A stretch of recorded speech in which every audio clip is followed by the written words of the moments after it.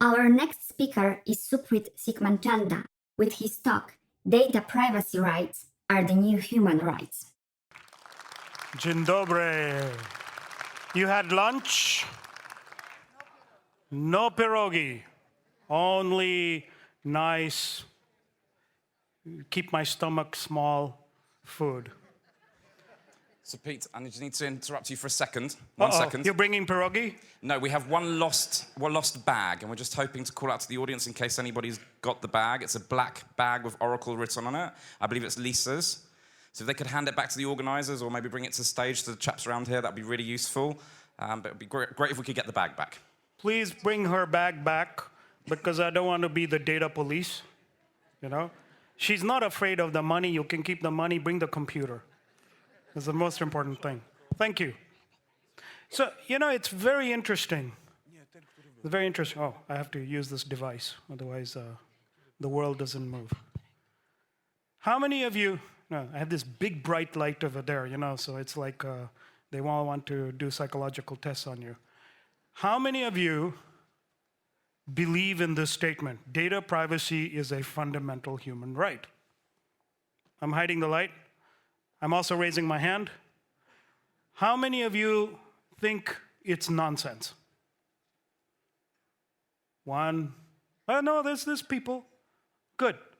Well, you know what? The problem is that we actually have forgotten what life is about. Why is privacy so important? The problem is we forget that privacy is the foundation layer of human dignity. The ability to actually be forgotten, it's a fundamental tenet of our freedom. It's also a fundamental tenet of not being watched. So if it's Yovita and I and Magda and I, and we want to go and have dinner together, we also don't want it. We can choose to broadcast by doing selfie, we can broadcast it, or we can choose to not broadcast it and just have a nice dinner. And this is the underpinning of what we call dignity. The Declaration of UN Human Rights, there was a whole bunch of privacy, but privacy was very limited at the time. It was, you look at this, my head hurts when I look at this. Does your head hurt? And this is the reason why this question is popping up, because spyware, virus, malicious software, my mother gets phone calls, and she calls me up, she said, this guy called me up, he said your Windows computer got a virus and now I have to give him money. I was like, Mom, we don't have a Windows computer. Like, what is he doing? Why is he calling me up? I'm like, it's a scam. And so there, just as much as this morning, we heard such amazing positive things that technology is bringing, I unfortunately have to be the doom maker. Because I have to caution you and say, with all the good, there are also people who want to take and use that opportunity to create destruction, because there's money in the destruction. It's all about money. If the money wasn't there, you wouldn't see that. Remember, we had the pirates. Why were there pirates in the world? Because there were ships with gold. If there were no ships with gold, we wouldn't have pirates. It's the same thing. This is now, internets are ships with gold, and they're the new pirates. Anybody have an idea what's the valuation of Facebook? Just shout a number. 150 billion. Why? What does it do? They own data. Whose data? They collect. They borrow my data. But they're selling it. And what do you get in return? Free. I get to like something. I call it digital cocaine. You get digital cocaine. Every time you say, I like, I don't like, I like, I don't like, you get happy and they sell your data. Wait, wasn't ExxonMobil the biggest company before that? So it tells you that data is more precious than oil, than all the commodities in the world, than gold, because here's the thing about data. It lives and it continues to grow. Because the data is about you and me, and we keep changing. And every time they transfer the data over, and a day moves, the data has more value. We are vulnerable. There's data everywhere. And what happens is, this was very interesting. Someone called me up and he said, we are doing a DNA test. This is my cousin. She said, I'm doing a DNA test. Then my other cousin called. She said, I'm doing a DNA test. So the whole family is doing a DNA test. You know what I found out? The insurance company, the DNA company doing the test already knows everything about me. I didn't do the test. Because of my cousins who did all the tests and my family who did all the tests, they can, using statistics, extrapolate and say, you're related to this person, this is your cousin sister, this is your cousin brother. Okay, we have a more complete picture of Supreet than even Supreet knows from the DNA level, and it's a 360-degree picture. And we allow people, we are giving them permission to watch us all the time. Every time you say agree and you download the software, you give them permission. You ever read the legal document? First, it's very boring, but if you read the legal document, it says you give them permission to sell the data, to give the data, to share the data with third parties who give the data to other third parties who give the data, and so pretty soon your information's around the world.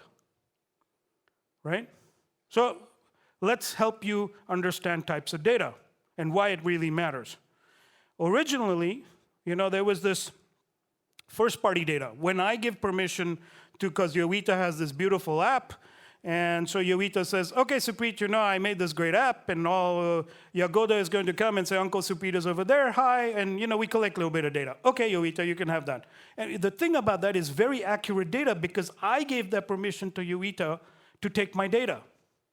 Okay? Then there was this third-party data.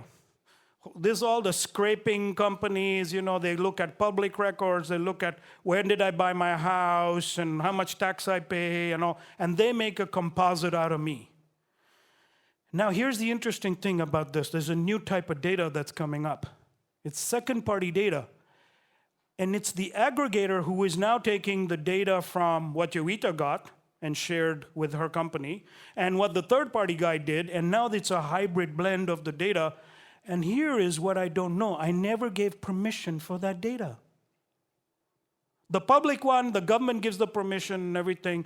The private one, I gave the permission. But the second-party one, I never gave the permission. Now, here's the interesting part. Much of that data ends up again at third party and into the dark web. And there's a risk of it because here's the other problem. You know the word decay, right? What is the word decay? Anybody understand decay? So data decay means the ability for the data to disappear or collapse or become not useful. The problem with the second party and third party is it keeps refreshing, so there's no decay. And you're like, why does this matter? The value of the actions, we started with that email.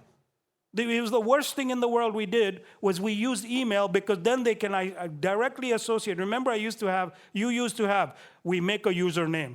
What's your username? Fancy dog pirate number 1 or something like that. Or beautiful princess number 15, right? Now it's my email.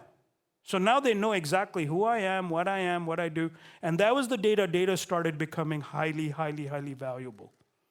Because it became very, very personable. It became individual. So, and that is what I'm worried about. I'll give you a simple example. This statistics actually, the number has changed, but give you an idea. Facebook says raw data that you give it, which is just email, login, and who you are. This is not the value-add data they create on top of that. At $2.5 per person per year, by the way, per year, times, this was when they had 2 billion accounts. They have about 4.5 billion accounts, but let's assume half of them are fake, so let's use 2 billion accounts. It's still $5 billion worth of value every year. Wait a minute. Why is it free? Why are they not giving me money for the data and giving you money and all of that stuff, right? Even Digital University, when I come sit down, all of a sudden the picture is going to pop up. It's like, hi, we're here. We exist because we're on Facebook now. We don't exist because we were born. It's just because we're on Facebook. If you're not on Facebook, you don't exist anymore, right? Now, multiply that. Google has it. Amazon have it, the ISPs have it, all the channels have it. Google was trying, they asked Google, why is it that you are scraping my data from the email about every purchase I'm buying? You know, because when you get a purchase and then Google gets a notification, hi, Supreet, you bought from Amazon, blah, blah, blah. And why are you keeping this data? And they're like, well, you know, it's for security. I'm like, whose security? Which security? Whose privacy? The hardest thing is I can't delete the data. They said, oh, you have to go to your email, you have to find the transaction, you delete it individually. Right. My 82-year-old mother is going to go look in her email and find the transaction from when she bought the little, you know, food on Amazon or something and go delete every single one. They make it very hard to delete the data because they don't want it deleted, because they're tracking it. And it adds up to a multi-trillion-dollar economy, multi-trillions. So if you think it's free, it's not free. You're paying for it. You just don't know that your currency you're paying for it is a data currency. So, how many of you guys heard of Cambridge Analytica? Aha, very educated population. So the data came only from 87 million records. 87 million records. And the interesting part about that was we wouldn't have even found out except they had a whistleblower. Those 87 million records in the United States were able to create a picture of the whole population and their behavior. And what they were able to find out was not the people that already had made up their mind. They were able to find out the people who had not made up their mind. Who had not made up their mind. And then they were able to deliver targeted messaging to convince them to make up their mind, either one way or the other. And you'll really enjoy this. Okay, video, please. As a firm, we are a behavior change agency. The holy grail of communications is when you can start to change behavior. Turn it out, this is a great, interesting case history of how we look at problems. There are two main political parties, one for the blacks and one for the Indians. And, you know, they screw each other. So we were working for the Indians. We went to the client and we said, we want to target the youth. And we try and increase apathy. The campaign had to be non-political because the kids don't care about politics. It had to be reactive because they're lazy. So we came up with this campaign, which was all about be part of the gang, do something cool, be part of a movement. And it was called the Do So campaign. It means I'm not going to vote. Do so, don't vote. The salute of resistance that is known to all across Trinidad and Tobago. Do so! Do so! Do so! It's a sign of resistance against, not the government, against politics and voting and stuff. They're making their own YouTube videos. This is the Prime Minister's house. It's being graffiti. It was carnage.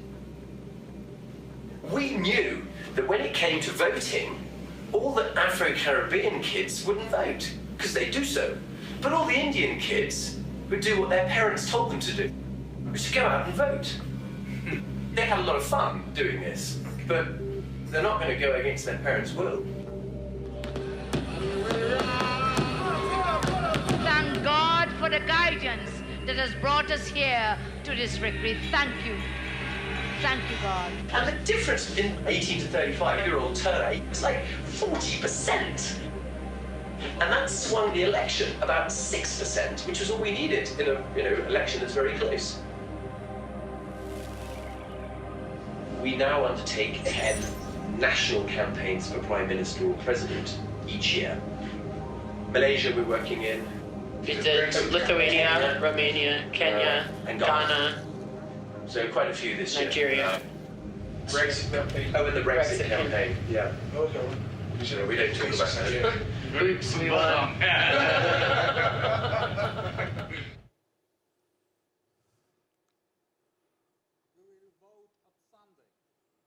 You guys are voting on Sunday? It's a good thing there's no Cambridge Analytica, huh?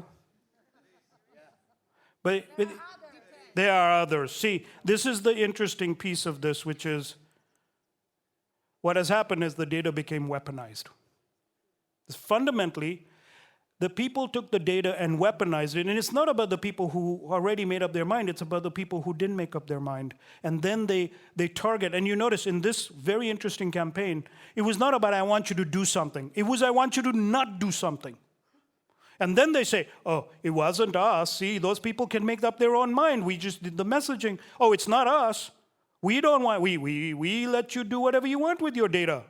But that's not really true.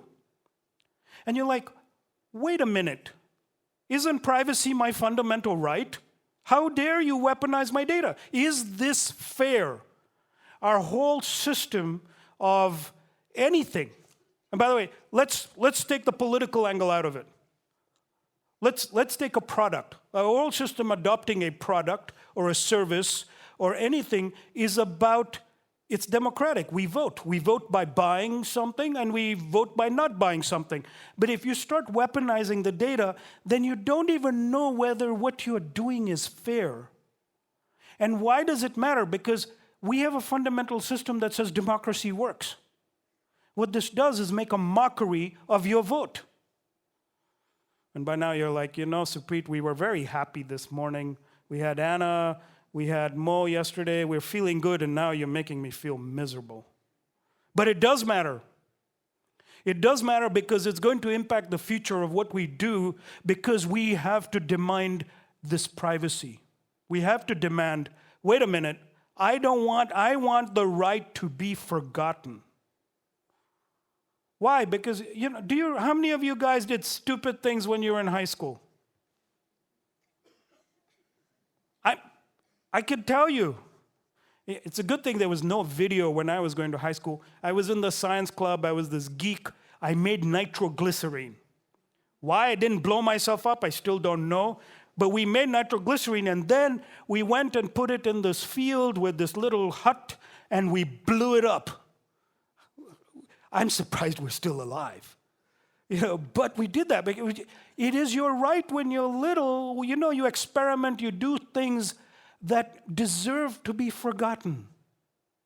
They deserve to be forgotten because that's the experimentational phase. And you know, this morning David talked about how they're doing the things with robots that is experimenting. Not everything's going to work out. This is the same with young humans. We're the same thing. This is how we learn. We are still learning and growing and experimenting. And so it really does matter.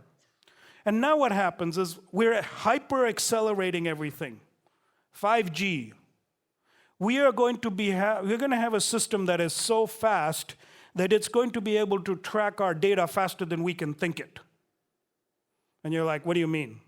Well, it really will be that, you go, sometimes you open the web page and you're like, you go to Amazon, all of a sudden you're like, you know, I was thinking of buying that. Why is this ad that showed up, which is just like what they're doing is looking at you and predicting what it is that you might do. And guess what? Statistically, we will do that. Now, sometimes we won't, but most of the time the things are on target, especially, if you search for toothbrush, the next 5 days you're going to get toothpaste, toothbrush, gum, all the thing that goes with the teeth, right?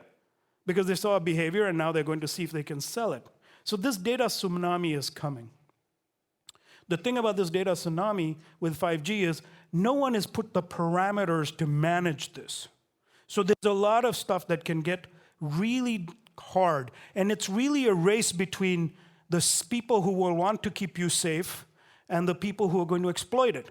I was reading, I wake up, jet lag, 2 a.m., I'm waking up reading this thing, and it said 76% of the computer companies in the world that have a cloud operation have no data security plan.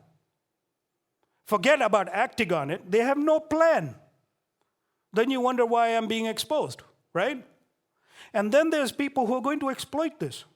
The dark web is full of people selling your identity, and the identity goes all the way to from your national identity number to your bank account to your passwords, and the banks will never tell you how much money they're losing to this because they don't want to scare you, but they are losing a lot of money.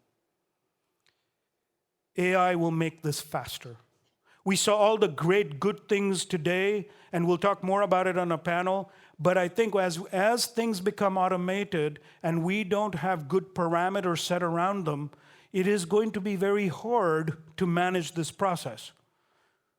So at one level, I want to put a vault around my house and lock everything up, and at the other level, we have a need to exist in a connected world.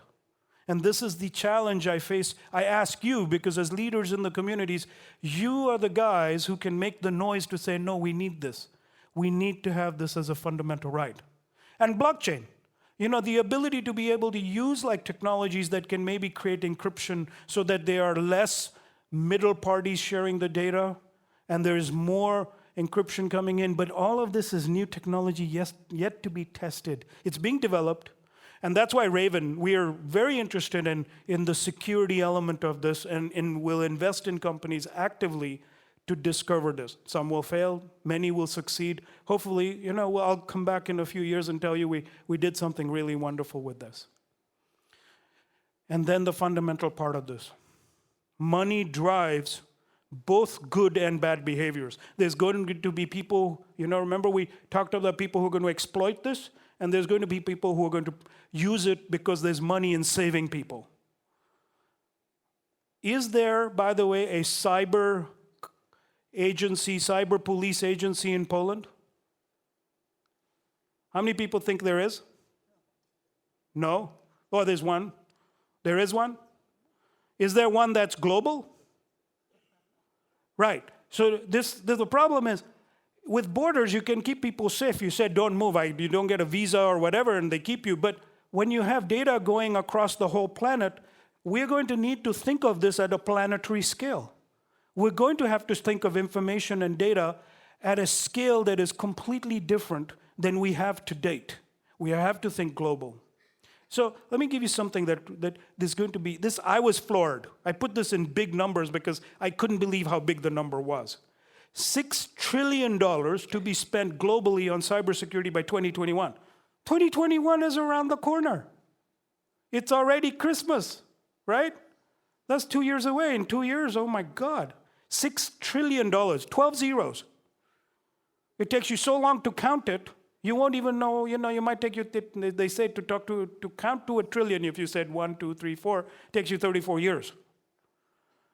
An attack, you get hacked every 39 seconds. 39 seconds. And it's getting shorter. They predict this is going to increase to where you will be attacked every 15 seconds. Mostly target small business because they have less security. The big businesses, of course, have more security, but they're also selling your data. So the small business that's not selling your data is getting hacked and is vulnerable. The big data that is protected and secure, but is selling the data. I'm like, okay, which side do I win here, Both can be bad. 95% are due to human error. Misconfiguration of servers, equipment that's installed that's old.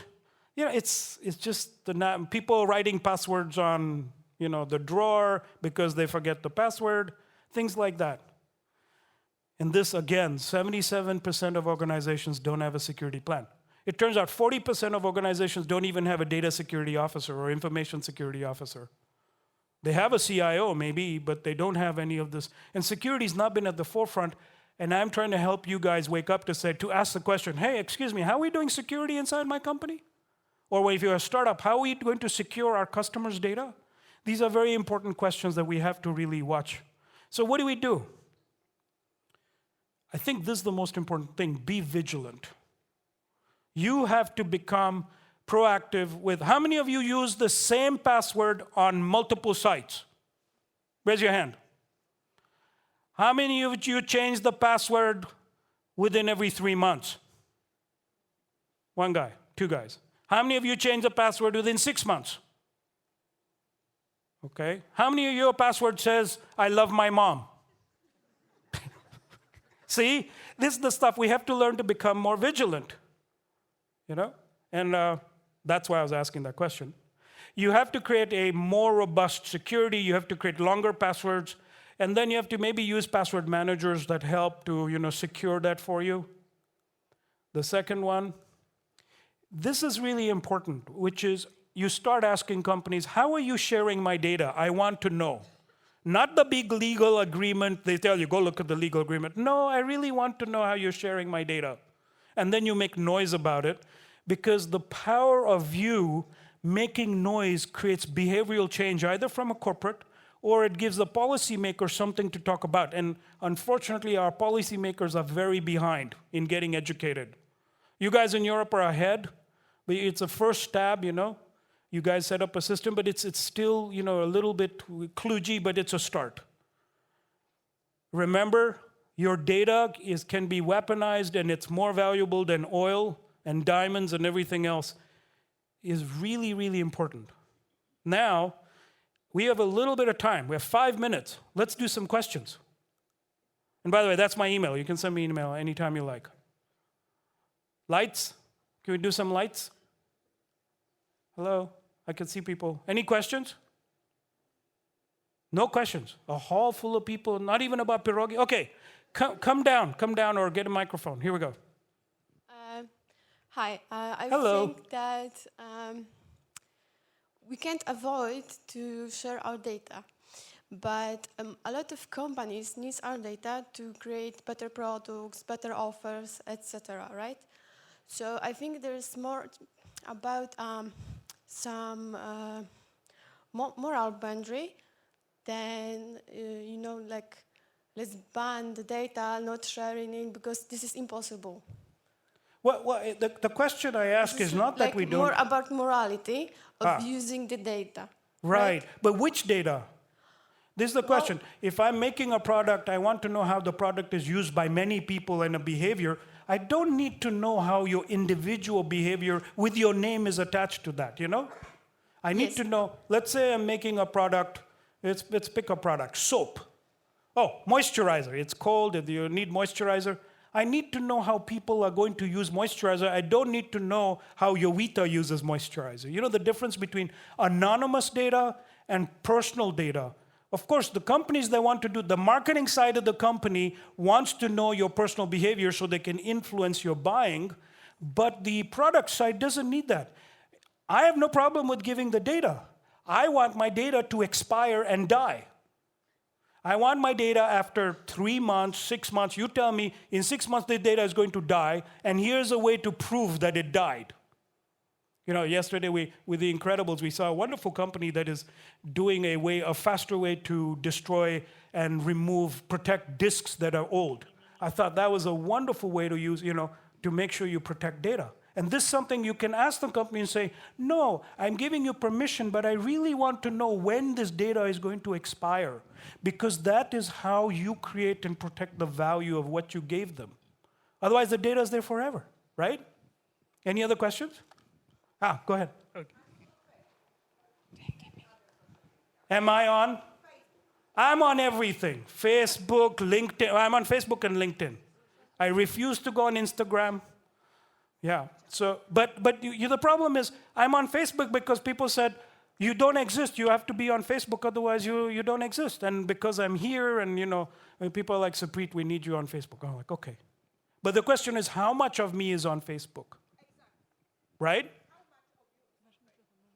A lot of my personal life is not on Facebook. But if you are 15 years old, all of your personal life is on Facebook. Right? I like this boy. I don't like this boy. Next week, I hate this boy. Same boy, right? And the girl, I like this girl. I don't like the...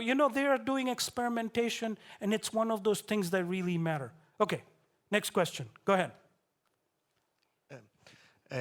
I want to discuss about the making noise, because you said that we should make a noise. Right. But actually, I don't believe that you can make such a noise that actually will reverse the trend of gathering the data and using it. You know this young woman named Greta? I know. What is she doing? She's trying to reverse the making noise. Trend. Yeah. You start making noise, and how many people here? I think at least 1,000 people here. And if today we decide, no, I need to make noise and go to Facebook and say, excuse me, when does my data expire? somebody has started to ask the question. I am telling you, start asking the question. Don't worry about how it gets there. Once the momentum starts, it will start. It starts with you. Okay, but I just wanted to tell that, for instance, I'm making different kind of a noise with my data. Right. So, for instance, every time I sell my data, it's like completely fake. So I'm generating fake information about my private data, and then when somebody will be analyst or will be analyzing the data, I will be the noise, like the one dot that they will remove because I don't fit the trend. And Yeah, maybe but the thing is, you are creating a behavior. You're saying I make the data bad, but you're not shifting the behavior. What we want is a behavioral shift. I want the behavior to shift, or I want them to say, hey, your data is worth this much to me, and then you actively give me the data. I actually give you money every 6 months, a check or money or a coin or some way to give you value that is beyond. But I don't want to take your data, or I'm taking your data, but not from you, I'm taking it from him. He got the data of everybody from the conference, and he put it in a package, and he sold it to somebody on the dark web. You know, it's hypothetical, not real, you know. Actually, you could do it. You might make a lot of money, right? So, but the thing is, the rules are different, so there's arbitrage because in one country it's more, in another country it's less. And so when we start making noises, what we're trying to do is influence the policymaker to educate them to make a better law, to protect people. That is really what I'm getting to. Time's up. Okay. One more question. Okay, last question. Quick one. Okay, Supreet, do you know the phrase non omnis moriar? Not completely dead. So my question is, the right to be forgotten, is it also the right to be digitally euthanized? Because if you know some transhumanist writings about the complete data assessment of humans and the ability to recreate somebody from the past on the basis of the data we know about their behavior or their cognitive patterns, their daily routines. So if I go with the right to be forgotten, I cannot be recreated. Yes, I agree with you. I like that. I will tell you what happened. One of my good friends passed away 10 years ago. His Facebook page is still alive. How many of you have a will? If I died, this is what you're going to do with my property. How many of you in that will say, this is what's going to happen to my Facebook account, my LinkedIn account, my social media account? You need to put that in there also. Because the problem is not about anymore about you living or being a zombie data, zombie Facebook person. The problem is how it gets manipulated to change and influence people. And that's why I'm saying you have to be vigilant. This is the most important thing. Be vigilant, be aware, and start making noise about I need to protect my data.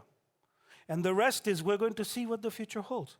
5G, AI, all these wonderful things. Lots of data and information. Thank you. Thank you, thank you, thank you.